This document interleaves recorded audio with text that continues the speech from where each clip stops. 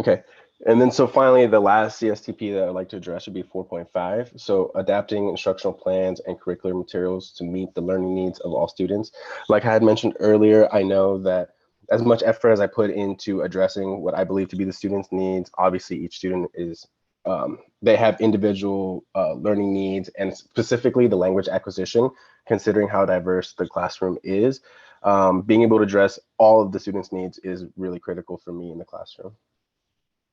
Amazing. I agree with that. And just to reiterate what you just said to me is you wanted me, when I observe your lesson, to focus on CSTP 1.2, 2.1, and 4.5. 4.5 specifically because you really want to focus in on that area of growth with differentiation and meeting all the needs of your students, right? That's why we're all here. So Mhm. um, from that, so when I come in to observe you and I'm looking for these specific CSTPs, what evidence would you like me to look for? So for example, would you like me to look for you modeling certain strategies or learning elements? You Mhm. let me. So number one would of course be student engagement, how Mhm. comfortable they feel within the classroom, and I think that's to me that's probably the most critical one because if they're not engaged and if they don't feel comfortable, they're not going to be able to learn anything.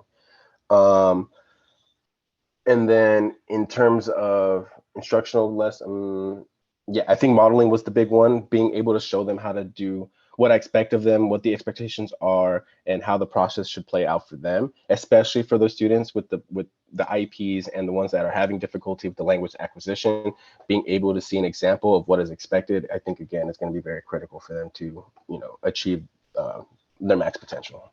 Wonderful. So just so I'm understanding you, when I come in to observe, you want me to specifically, obviously look for student engagement, their entry points to the lesson and the relativity to the lesson, which Mhm. on 1.2 and 2.1. And then with regard to 4.5, you want me to focus on your modeling and Mhm. how they're able to synthesize the information that you have delivered with regard to content specific text, etc.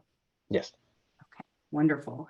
And so you told me about what student work you wanted, which was they're going to do a write-up, and then they're also, I believe, going to have a pre-assessment activity. Um, Mhm. so regarding student work, how might you plan for instructional supports? So when you're thinking about that pre-assessment activity, what is that protocol going to look like?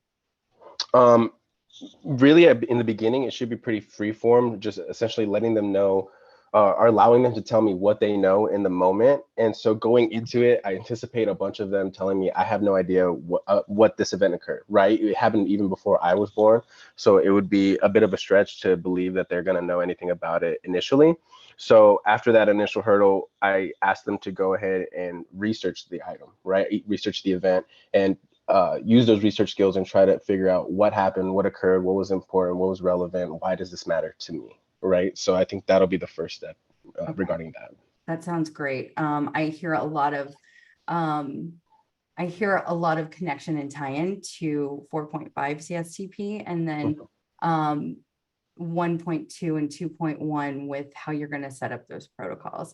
And so just to go over our next steps, so I'll come in and we'll set up a specific date and time for me to observe your lesson. And what I'll do is I'll have an observation tool. So I'll be transcribing your lesson. I will be videotaping it. And then we'll have a post meeting discussion that will look very similar to this. And we'll have questions and we'll kind of walk through it. Does that sound good? Amazing. Sounds great. Great. I agree. I'm looking forward to it. Thank you Cool. so much. Thank you.